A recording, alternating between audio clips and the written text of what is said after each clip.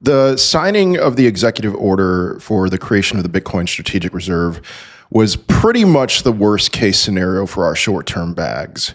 But with that being said, I would actually say if you're willing to have a long-term perspective, this was actually pretty brilliant and brilliant in a way that I wouldn't have been willing to give credit to either administration on either side of the aisle. Whoever was president, Democrat, Republican, this was a kind of long-term thinking thing that I just really wouldn't have expected. And so what's the deal? All right, why is this bad for our short-term bags? Well, if you had read anything about the Bitcoin Strategic Reserve over the last several months, the picture that you had in your head was that the United States was going to print money and buy 200,000 Bitcoin a year for the next 5 years. And if that had happened, what we would have seen yesterday would have been a massive spike up in Bitcoin's price. I wouldn't have been surprised if it went well over $100,000. And then I think what would have happened would have been an arms race for many nations across the world to where, okay, the United States is going to buy 1 million Bitcoin. We're going to front run this like crazy. And then, of course, Bitcoin would have gone higher and Bitcoin's dominance would have probably gone higher. And then we would have seen some significant gains short term. Who knows where that would have stopped?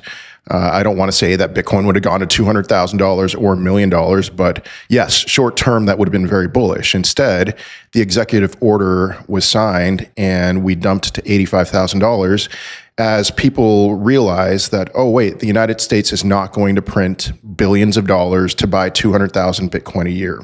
What they're going to do instead is a Fort Knox kind of deal where, okay, the United States already in their holdings, they have 198,000 Bitcoin.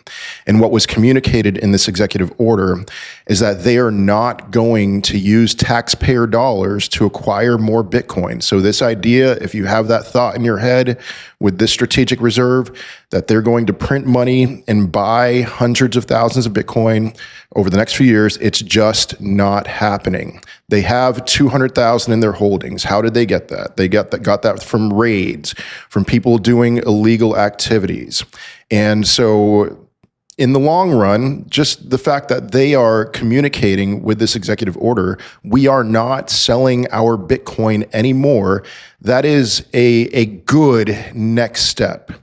But envision with me a scenario where the United States decided, yes, we are going to print money and sell Bitcoin. What happens in the event of the eventuality where an anti-crypto administration would come in? Let's say it's January 20th of 2029 and a Democrat is inaugurated as president and they want to get to work immediately to undo everything that Donald Trump has done over the last 4 years. They don't care really. It could be somebody who really doesn't care about crypto. What if they just decide, you know what? Let's sell all this Bitcoin. We have 1 million Bitcoin. Let's just sell all of it now. I don't care about crypto. I don't care about the effects on the market. Let's sell. So all these moon boys throughout 2028 were promising you that 2029 was going to be the year where you made life-changing gains. And then you come to find that the United States decides to immediately sell 1 million Bitcoin. That would pretty much kill crypto in 2029. So instead, what we have with this strategic reserve is a scenario where I could envision the next administration coming in and not really caring about it, because the imaging in their heads is going to be something along the lines of, you know what? They didn't print money to acquire this. It's just a thing. It's a thing that we have. I'm not going to worry about it. But if it was the other way around, where we printed a lot of money, okay, you know what? This was done at the taxpayer's expense. I'm going to undo this.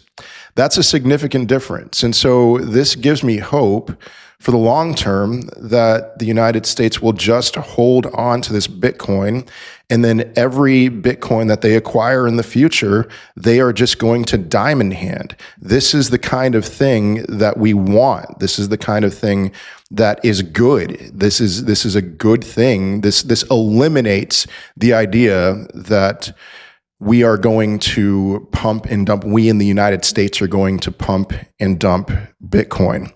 I would consider that a very good thing.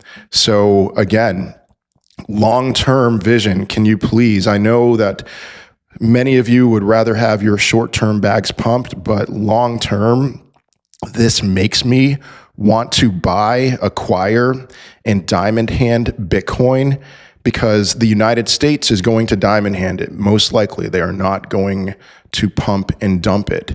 This gives me hope for the 2030s, the 2040s. This gives me hope for my children that if I acquire over the years Bitcoin and then beyond my days, that they would inherit that from me, that they will be well positioned when a lot is going against them as the United States declines further. So personally, I am all in favor. I actually think, I can't believe I'm actually going to say this. Some of you might think that I'm a Trump fanboy. I don't love Trump.